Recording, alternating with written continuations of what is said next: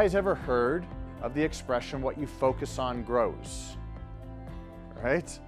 Probably heard it from me like 1,000 times. So if you get up in the morning and say this is going to be the worst day ever, chances are it will be a pretty bad day. And you get up in the morning and you start listing all the things that you're excited about for the day, and you start thinking about all the great things that will happen that day, chances are you will notice them. So think about going to a party. Some of us hate going to parties or events.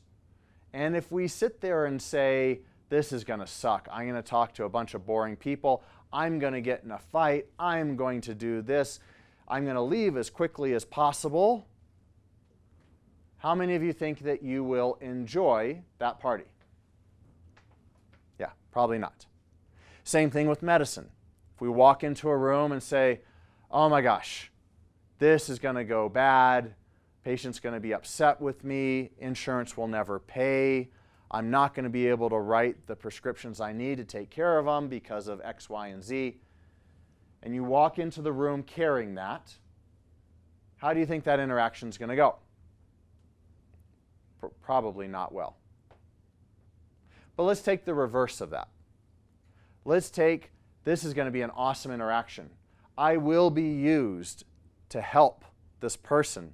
This person will get better. I will do my best. I will show them that I care. I will do the right thing. They will get better. I will find a way no matter what obstacles are put in front, and then I will celebrate that way afterwards.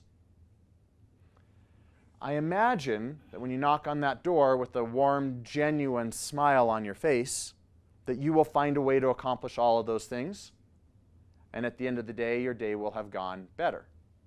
And perhaps more importantly, our patients will get what they need more because they will viscerally understand that we are there for them, that we will find a way to get to yes. So what you focus on grows. And the only way to know if you're growing is to measure something. You have to measure it. Because if you think everything's horrible, your brain will find a way to make everything horrible.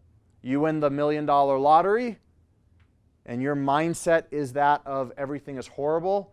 While you're cashing that check, you'll say, this sucks.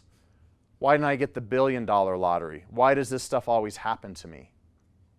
We all know that to be true. But if you walk in and sign that $1 million check going, this is awesome. I'm going to help this person and this person. I'm going to pay this off. I can't believe I'm so lucky. Then guess what? You will be lucky. Our minds will find a way to support whatever mindset we have. It's documented, it's studied, it's guaranteed, it's one of the rules of life, it's one of the rules of the universe. You will find what you're looking for. So the only way to really know how you're doing throughout the day is to measure it. For years, I've been talking to people about saying hi or greeting a patient as they come in by their first name as one way of not making them a number. For years, everybody's ignored me until we started measuring it. Once you measure it and you honestly have a guide for how you're doing, then things start to change.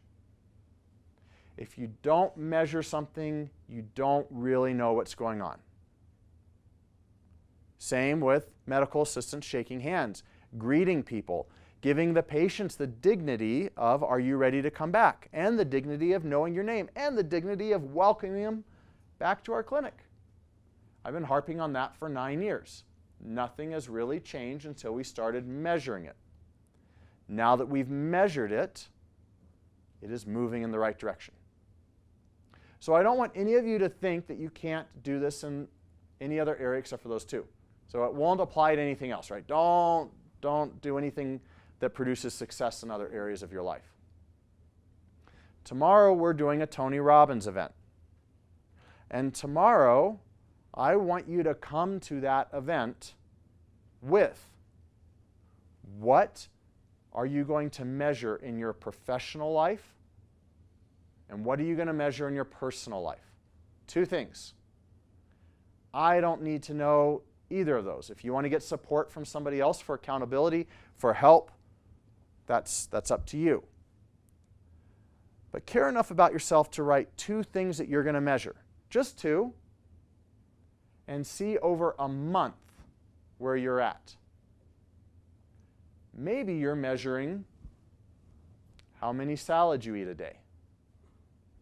Maybe you're measuring how often you get upset driving. Maybe you're measuring when you call somebody back, can you hear the smile in your voice? I 100% promise and guarantee you that the two things that you pick and that you actually measure, I promise you in 30 days will get better.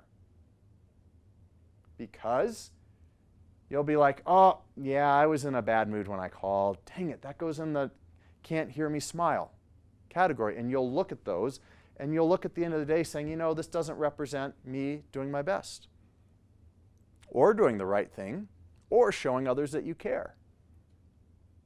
So spend, it's only going to take you 30 seconds. Two things.